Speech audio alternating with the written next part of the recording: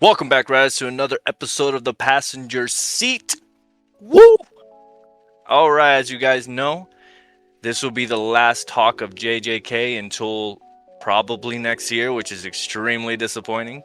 But we ended on a good note, which is awesome, and we're going to talk about that episode today, plus a little bit of nerd news afterwards, like we always do. Yes, sir. So make sure to like, comment, subscribe, writers, and you know how we do. We're going to get right into talking about these. I don't know if we call it this. I got mixed up. I was gonna say I don't know if you'd call it the season finale or like this part, because I'm gonna get into that in a moment. But anyways, season finale. Let's get into that. So before we start talking about the episode, so apparently people are saying now that this isn't a part 1, but just like the season per se, and then it leads into the next season. It's season 4 next. That's what I heard around the rumor mill, but I don't know how, what the validity of that. I mean, it would make sense given the fact that it doesn't, the next part or season wouldn't come until next year. It'd make a lot of sense, but either way, just an interesting thing. Writers, if you know more about it, let us know down in the comments below. And with that being said, let's hop right into this episode. I don't know if you want to start, if you want me to start. I'm gonna let's see if we can sort of go down this rabbit hole together. So obviously from the jump, you have Yuta. That was given as a little preview at the end of episode 11 anyway, so we knew this was going to be about him as soon as he defeated that old guru man. Mm-hmm. And it starts with him, I believe, and you can correct me if I'm wrong, but it starts with him looking at a group of civilians who were getting attacked by these cockroaches, which is fucking disgusting. Like literally, like the flesh was getting eaten off their bones type stuff. I was like, ooh. Just for him to get to his first fight with you remember his name? I do not remember the cockroach's name. Though the episode starts off with Yuta helping out people first that were under the bridge and telling them to get to the stadium, where he had Rika protecting him. And then we get the scene where he feels something coming. And that's when we see giggity pause. Anyways, and we see that whole infestation of cockroaches, and absolutely disgusting. We give off to our first baddie, which is essentially a curse, disgusting looking guy with this blade that's even grosser. I didn't think his power could get any gross, but his blade is so gross. When it cuts through people, it has insects grow from it. The wound that I was like, oh, dude, I can't imagine. That is definitely a curse. And they go through their bout. Obviously, they fight hand in hand, and then the most unexpected twist for me at that episode was the way he handled him. Because I understand that he does the reverse energy thing. It's like but the way he went about it, I was like, ew. Because he looked like he Frenched the cockroach man. He literally looked like he stuck his tongue down his throat. It was so awkward. So obviously he didn't want the other players to see him using reverse curse technique, which is he sort of wanted to hold it out as a trump card, I guess. And ultimately he ended up having to use it because that was his last resort. He knew from the jump that killing the cockroach just meant him pumping reverse curse energy into it, but he had to hold himself back because he basically, if you think about it, which we'll get more into later on as we discuss the episode, he was holding back the whole episode. Mainly because he wanted the points. And yeah, so he was holding back the showing off his reverse curse technique, and ultimately he was forced, his hand was forced into doing so when the cockroach literally had him between a literal cockroach and a hard place. So disgusting. Yeah, it was pretty Can you imagine gross. what the inside of his mouth looked like, and you're just like, yeah. Can you imagine a live action and that thing like, well, cockroaches technically don't have open mouths like that, but you imagine it just like rips open and there's like cockroaches seeping out. Dude, no. And you stick your face in there? Oh, and then they crawl over your face. Nah, bro. That guy would be so hard to fight for me. Just by having that guy go near you. And his voice sounds creepy as shit too. Yeah. I do have to say this though, at that beginning scene before they actually start battling, I think it's right after where the screen goes black and then there's like a couple of letters or something.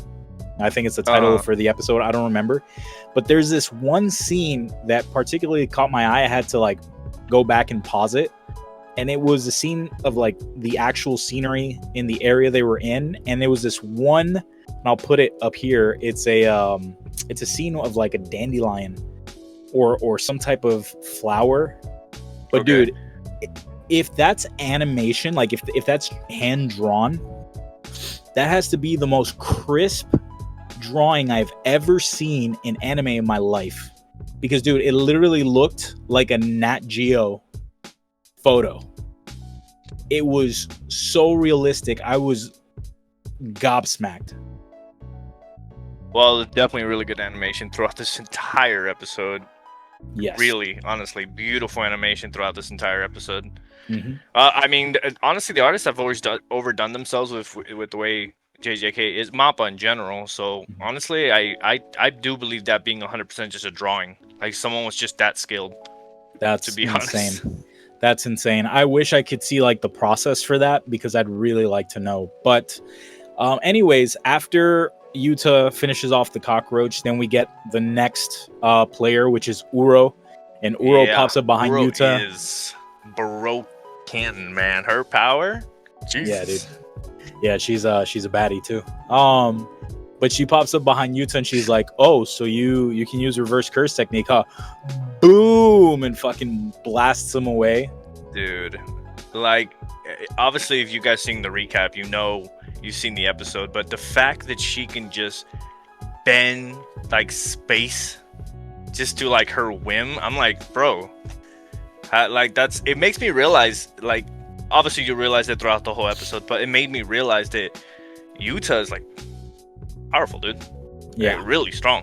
Like that's crazy, because in a normal setting she would be top tier, and the other guy with the hairdo too. 100%. I mean, she was the. I think she was one of the. No, I can't remember. I got to go back to it. But I think she was the head of the assassins for the Is it called Fujiwara?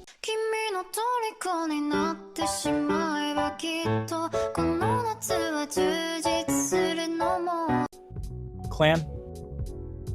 Yuta's ancestors. It's something like that. Yeah, but I think she was the head assassin, so it makes sense. But their fight scene is just beautiful, honestly. From the animation to her moving the space and time to him, literally technically from him just running. Yeah, like technically it's the sky. The sky, it's not space and time. It's not the same thing. I'm sorry. Yeah, it's not space and time, and I have to make that very clear. Okay, but it's not to like fight you in any way. It's just I can't really get into it, but you can't call it space and time. Well, anyways, just the beauty of the animation, of the way she bends everything, just like the air itself is crazy, and the whole fight scene where he does this run. I think it's around this part where he does this run, and it almost looks like a video game.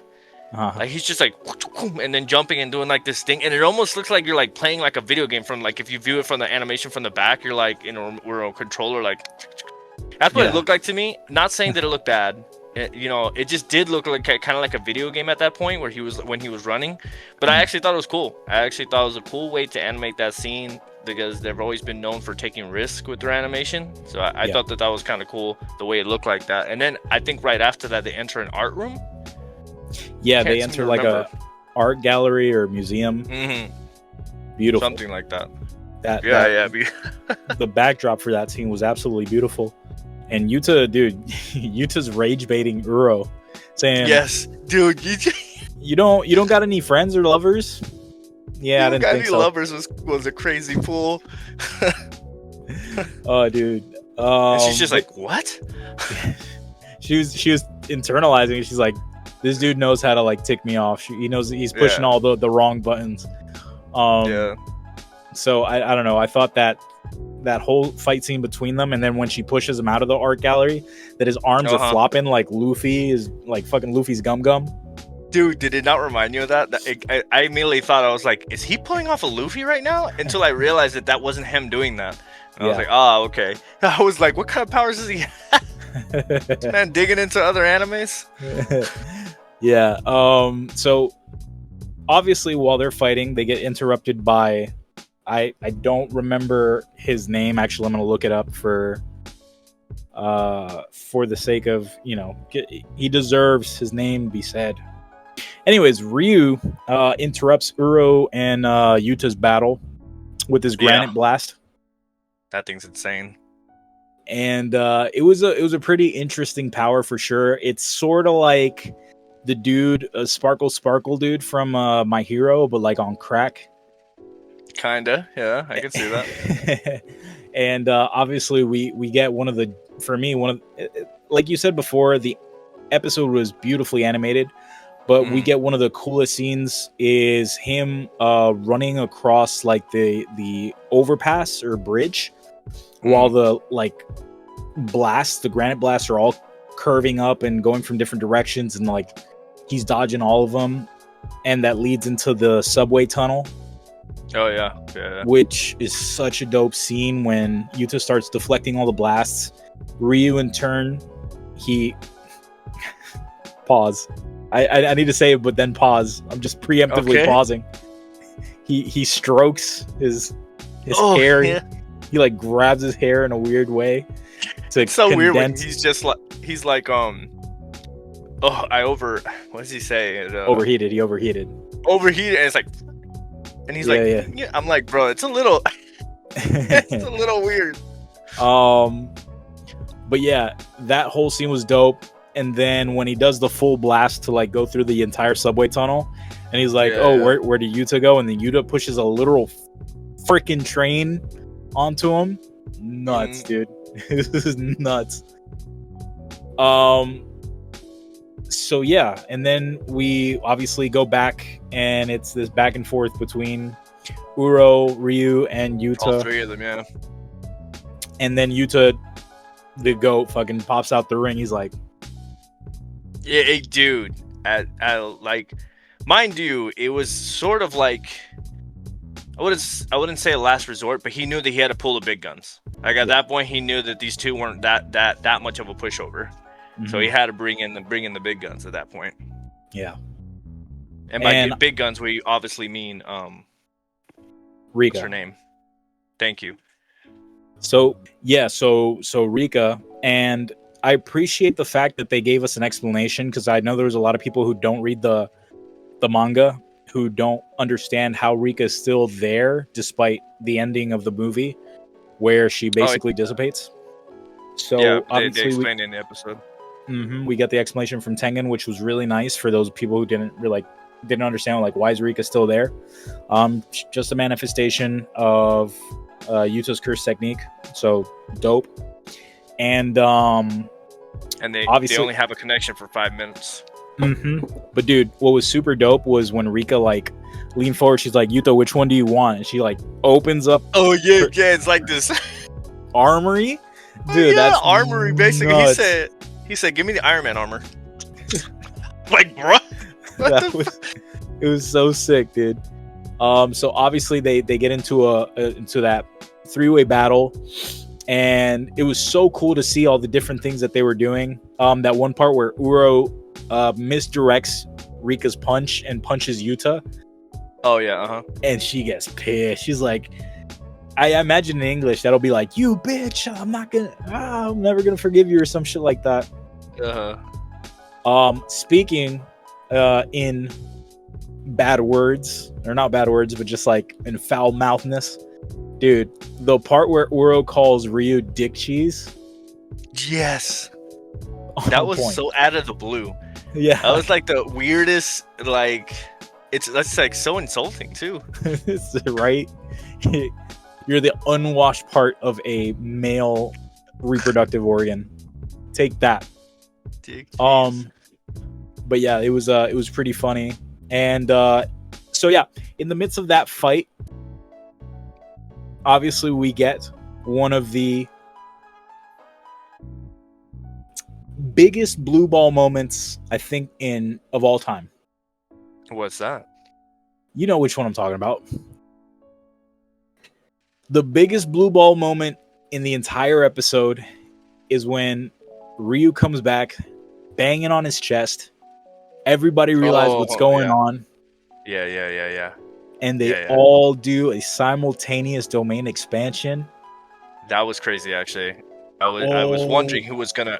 And the whole time I was wondering, like, who's gonna do it first? Like, who has the more power to, like, basically dominate the other two?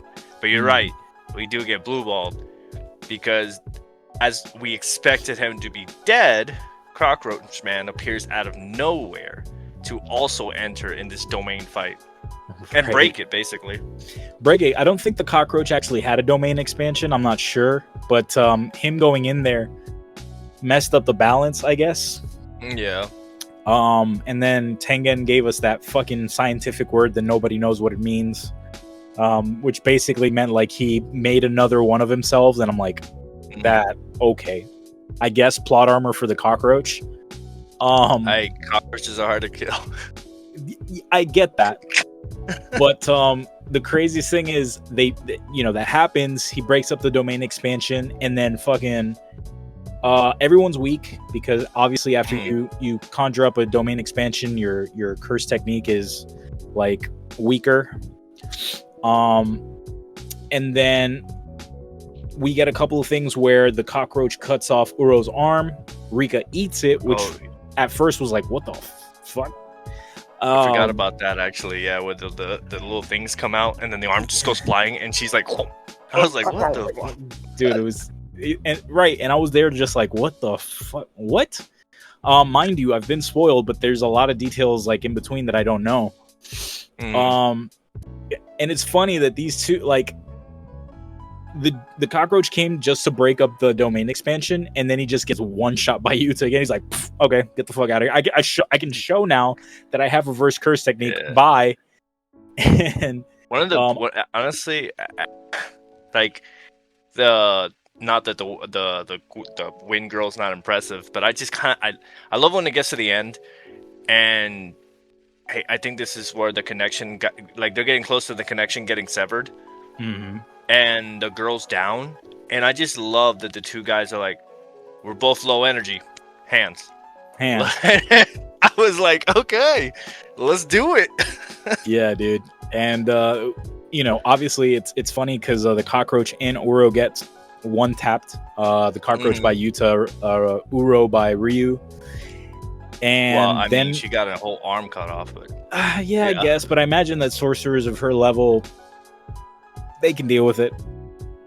But then we get, obviously, that last scene where it's Yuta and Ryu. And Ryu is basically beckoning Yuta to give it his all. Like dessert. Let me... Yeah, his dessert. Let me enjoy this one. And Yuta says, just this one time. I'm going to let loose. Yeah. And then we get the intro. Which, honestly, the intro was awesome, the music. But this is the first time, at least for me, that I can remember, where we actually get to learn what Yuta does. And that is copy other people's abilities, which is broken. And the first person who realizes this, and we didn't mention it, was the girl. Because as soon as she notices that he has the Indian man's power, she's like, wait, what is it that he can do, and then you kind of figure it out. So it's like Kakashi. Yeah, He's like the copy ninja. it's actually a good point. But yeah, I'm not sure if in the movie they reference his ability at some point or other, because obviously we see him using. No, it was actually a tool that he used to use the cursed speech, which was the megaphone. Oh, when he drew the mouthpiece? Yeah. Yeah, he doesn't. I wonder if his curse technique came more into fruition after Rika, after the couple of years. After Rika, disappeared, maybe his curse technique manifested. I'd love to get more info on that. So, writers, if you know anything about that and can clarify that, we'd appreciate it. Now, back in it, obviously we get the intro music, the opening theme, while Yuta and Ryu are fighting, and it's such a dope scene, dude. Because we get the whole song. It's not even like just the intro portion. We get the whole thing. Yeah. And I think that last fight scene was dope. Like all the stuff going on in the background, the showing the table with the desserts and then getting eaten, and then them going back and the forth. Final trick move. And the trick move at the end. What can I say, dude? I mean, we basically broke down the entire episode, but it was a really, really, really good episode. Yeah, mind you, this episode was like 30 minutes long because they didn't give you the intro. They immediately start the episode with the credits while he's talking. This isn't one of it doesn't really give you the intro, and then they show like the intro song, but they're still continuing the episode. The whole episode is just the only time it ever stopped was when it told you what's gonna happen next. Yeah, and that was basically the whole episode was super good. The length they took to make this episode, because we described the episode, but not all of it of its entirety, because there's just so much that happens between the fights of each person he goes against. Facts. But if you guys haven't seen it, or maybe you're those type of people who just like recaps and don't like to waste your time watching the episode, watch the episode. Honestly, it's really good. And once you if you're not a person who doesn't like 30-minute episodes, once you get in it, it's not going to feel like 30 minutes. Oh yeah, it didn't feel like 30 minutes to me. It goes by super quick, dude. But yeah, overall, great episode. I think if you put like an average of how good the episodes were this season, it was a really good season, or part of a season. Yeah. Also, mind you, we didn't mention it, but he kept both of them alive. Yeah. He said, it's cool. That's true. And then Ryu's like, did you intentionally could have whooped our asses? He's like, I don't know about that. Yeah, dude. And he was like, can I have your points? Can I have your points? Okay, I guess. So yeah, dude, awesome spotlight moment for Yuta. I honestly can't wait for January now. I'm just so stoked to see what they come up with next. Yeah, honestly, it's crazy how long this wait is gonna be.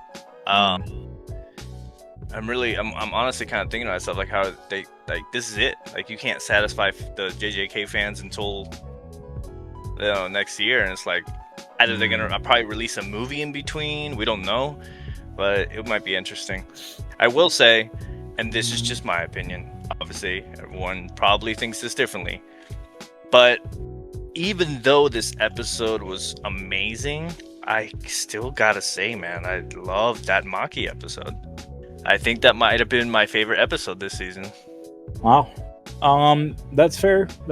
I mean, this episode, yeah, it was great. I think for me, it might be the one, surprisingly enough, Megumi versus Reggie. Really? Yeah. I definitely thought you were going to say Yuji versus the lawyer. Oh, yeah, Higuruma. Shit, how could I forget? Yeah, I mean, that one was really good, too. The season had so many peak moments. I feel like, honestly, season 2 and season 3, unmatched, dude. Unmatched.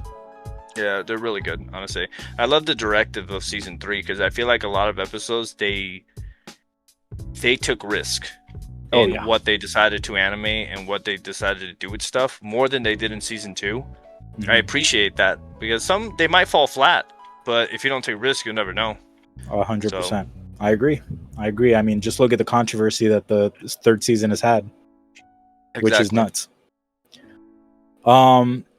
Anyways, with that being said, writers, y'all know our thoughts about this episode now. Let us know what you thought about the episode down below. And with that being said, let's get right into nerd news. I'll go ahead and start us off because I don't really have much.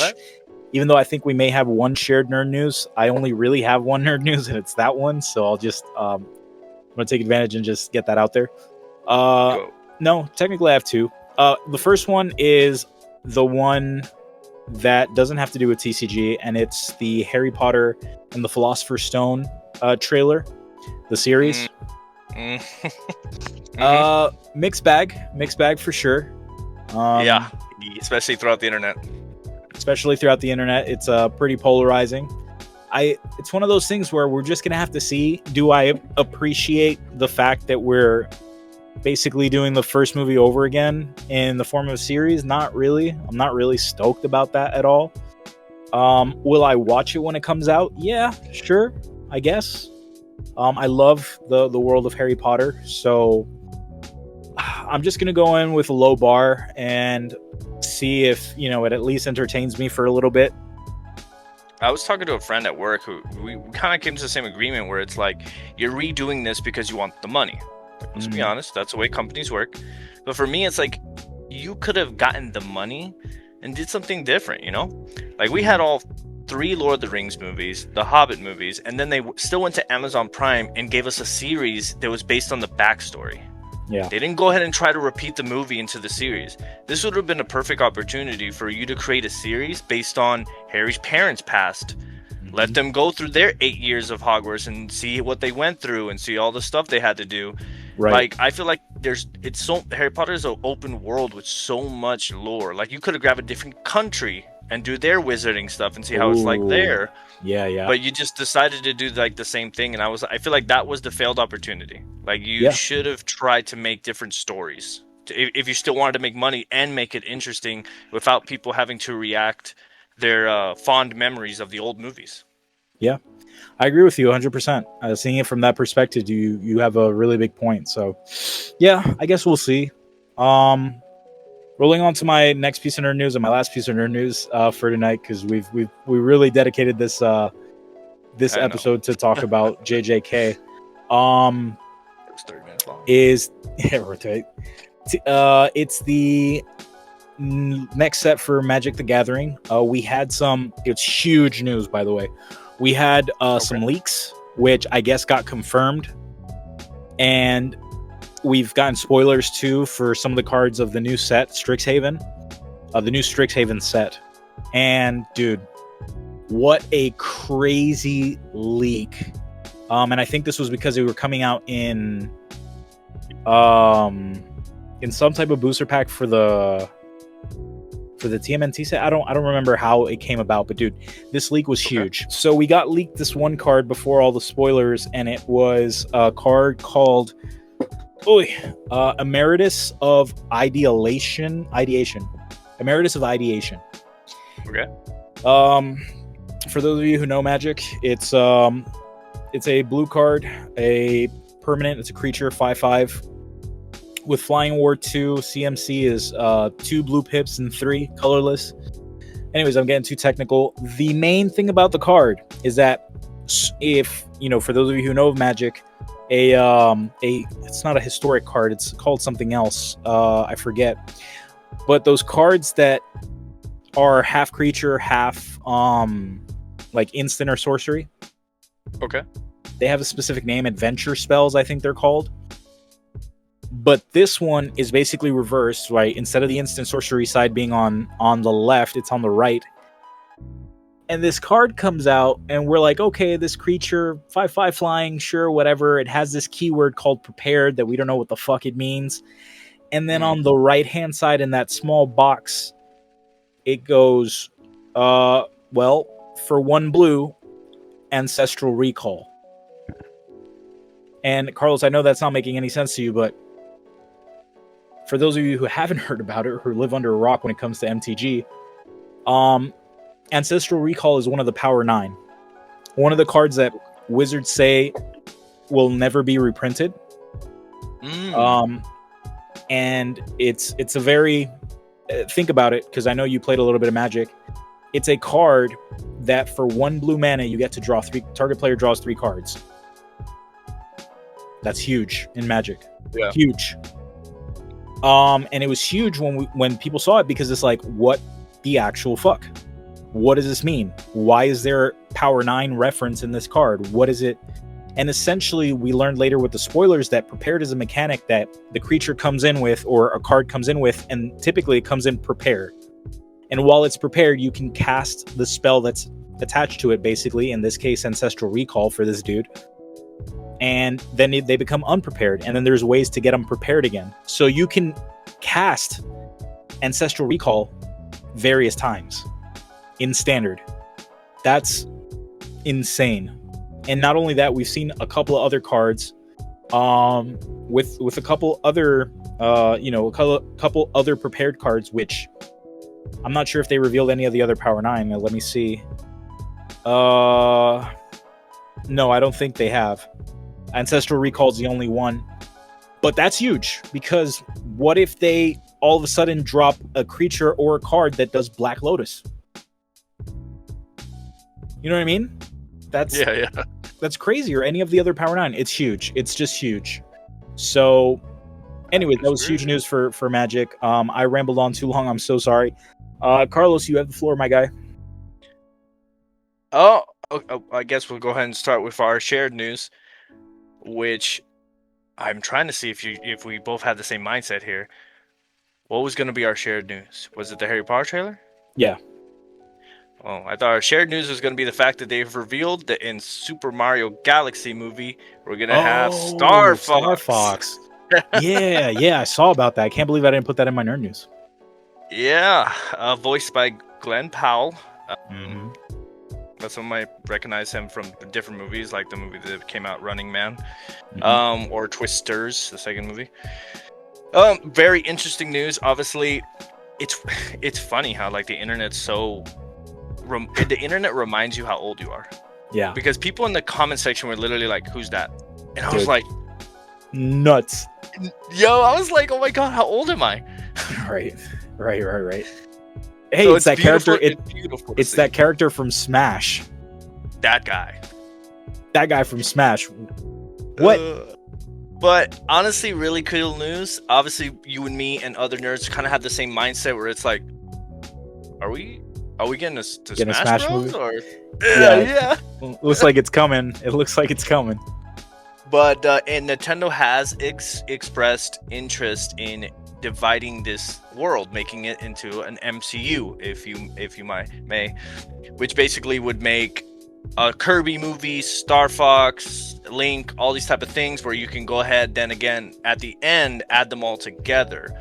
They say that it's an interest, but the projects haven't actually been into fruition. This is just because of the natural reaction people got from Star Fox. They immediately jumped to the conclusion of having a Smash Bros movie.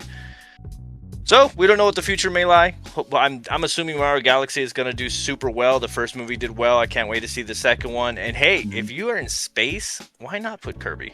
That'd be cool. Right. Give us a good gas there. Or Samus, the baddie. My last piece of nerd news is going to be kind of interesting, because it's not a rumor, because the creator has confirmed it, and that is the fact that the creator of Invincible has confirmed that there are talks with different developers and different companies about making a live action Invincible, still written by Seth Rogen. I don't care if he's bald. If they don't put J.K. Simmons as fucking Nolan, I'm gonna be pissed. Okay, I better see that bald fucking man giving Whiplash energy. Okay. Obviously, this has fans divided, because live action doesn't necessarily mean better. Sometimes it could ruin the franchise, depending how you go about it, especially because the Invincible TV series is really popular and super huge. That is it really necessary to do a live action movie? Like, should you just finish the TV series first before even thinking about this? Right. Yeah, we don't know. But I'll tell you what, if it comes out, I still see it. Yeah. And 100%. It better be gory. I want to see like rips, people in halves type shit. Yeah, for like the boys energy. Yeah, exactly. Give me that. Yeah, dude. I don't know. I'd watch it. Fuck it. Dude, we're nerds. We'd watch anything. Right. Anyways, So, I think that brings our episode to a close. Riders, thank you so much for joining us on the ride tonight. Make sure today, whatever. Fuck, I always mess it up. Make sure to like, comment, wherever you are. Make sure to like, comment, subscribe. We always appreciate it. Until next time, peace out. peace.